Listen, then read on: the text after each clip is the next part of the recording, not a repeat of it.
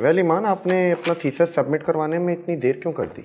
Sir वो actually अचानक पढ़ाई के दौरान ही मेरी शादी हो गई थी और फिर अल्लाह ताला ने एक बहुत प्यारी सी बेटी से नवाज दिया, तो थीसिस टाइम पे कंप्लीट नहीं कर सकी मैं। Well congratulations and no issue, I will manage, मैं देख लेता हूँ। Thank you so much sir. Sir मुझे आपसे एक बात करनी थी। सर वो मैं किसी अच्छे इदारे के साथ काम करना चाह रही थी एज साइकोलॉजिस्ट।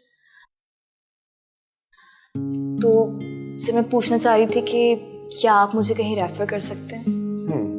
ईमान, आप अगर इस प्रोफेशन को बाकायदा तौर पर प्रैक्टिस करना चाह रही हैं तो मैं आपको एक इदारे में रेफर कर देता हूँ, लेकिन ईमान वहाँ आपको हर तरह के पेशेंट से वास्ता पड़ सकता है। क्या आपको लगता है कि आप इस तरह के पेशेंट्स को डील कर सकती हैं? जी सर, क्यों नहीं। मैं आपको डॉक्टर रुहेल का नंबर दे देता हूँ, आप उनको कॉल करके अपॉइंटमेंट ले लो और इंटरव्यू के लिए चली जाओ। I hope you will be considered and selected, क्योंकि आप हमारी यूनिवर्सिटी की बहुत ब्राइट स्टूडेंट हैं।